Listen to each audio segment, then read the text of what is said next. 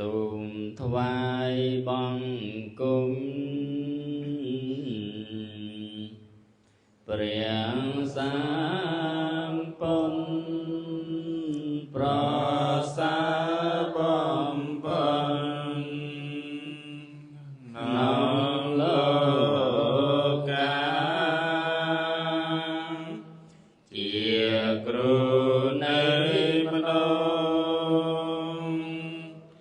និងទេវតាទ្រង់ត្រាស់ទេសនាប្រដៅសិនច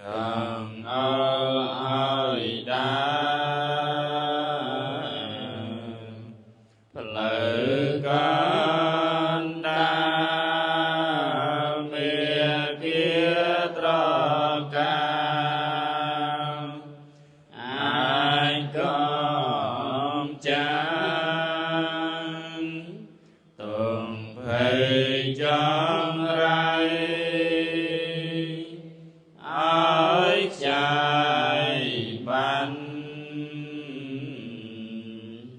អាចកាន់សង្សាររតបានសាសនាព្រះអង្គនៅសំថ្ងៃសត្វមាននិស្ស័យពីបុរាណប្រឹងរៀនប្រឹងស្ដាប់ចេះចាំបានកាន់តាមលំអានបានក្តីសុខអិនមានសំណាស្មារតីស្ងំបែងចំត្រឹមសងលៀតចា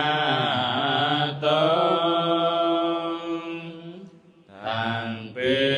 លោកនេះតទៅមុខដីសំនឹងមានប្រធស្ងំខ្ញុំសូមបង្គំឆ្ពោះព្រះតព្រះសម្បវរទាំងក្រុមសង្ឃរួមជាត្រៃរង្គគួរគោរព